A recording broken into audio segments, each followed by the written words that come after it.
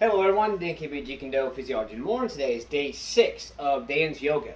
So now, just to keep something in mind, yoga, or actually let me rephrase that.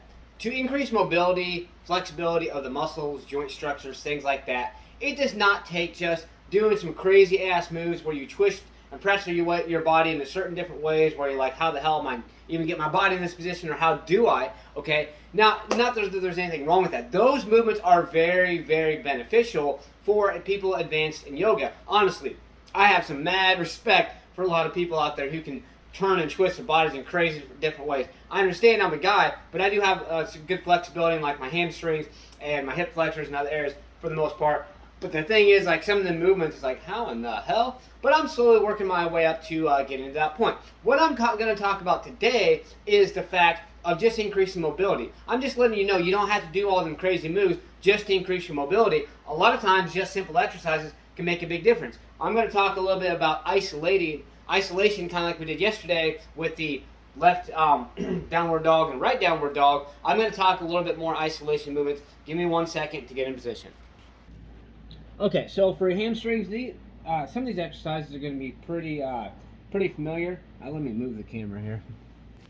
Okay, that's a little closer up, but it's a better position, okay? So some of these movements you might have seen, and I'm just showing you that there actually are basic movements that can really help increase your mobility. A lot of times, it's just simply how you're doing the exercise, okay? So some of you have probably seen, especially if you've ever been in like track, cross country, anything, people doing movements like this where they have either a partner or yourself grabbing that. Well, okay, so that's one way. But what we're going to do, we're going to advance it a little bit because you actually have two different sections of your hamstring, and you both need to be stretched and or increase whatever stretch, reflex, mobility in two different ways. Okay, because here's the thing: if you stretch it like this, where you pull underneath your knee and you pull straight back, you're actually going to feel it.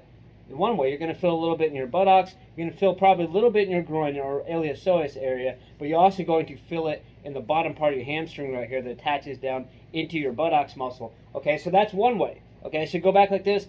Do several times to get a good thorough warm up. Okay, and then come back and hold it for extended period of time. And once you hold it for an extended period of time until you feel that good tension start to go away. Slowly raise your leg up, and as you raise your leg up, keep kind of pulling back a little bit, okay? And you're going to really feel it there. Hold that for just a little bit, same thing. Come down. I would say do that 3 to 5 different times, okay?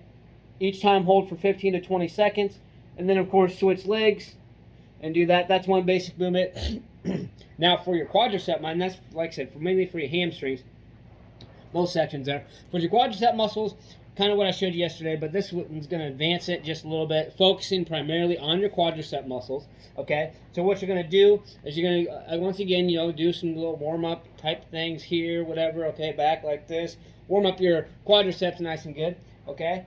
And this isn't going to be isolation, this is going to be both, but what you do, now what really depends on the tension or the amount of stretch you're going to get in this position is how far you're going back, okay? So I'm going to go back pretty far. I'm going to show you, but don't be discouraged if you can't go back that far. Work your way up to it. Because one thing that's going to come into play, you're going to feel it. The farther you go back, you're going to feel it more in your lower back. So if you have tight lower back muscles, then it's going to be not only a little bit more difficult, but you're going to feel it there. So then maybe you need to back it up a little bit and do some things to increase the mobility or flexibility to stretch out your lower back a little bit. Then go back to this exercise. Okay? So, go back here. Boom, ba-da-ba-dum. Go back a little ways, go back up.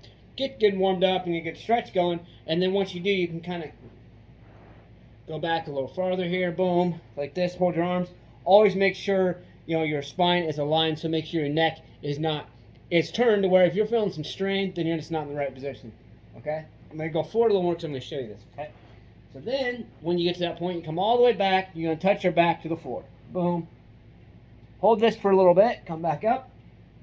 And do that a few times. So there is just some basic exercises for your hamstrings and quadricep muscles to show you that it does not take advanced exercises to increase your mobility. It can be simple exercises. So let's get out there, stay motivated, believe in yourself, believe you can do it, and believe that you deserve it. Let's get out there, let's go, smash, punch, kick that like button, just don't break it. Let's get out there and do something. Let's go.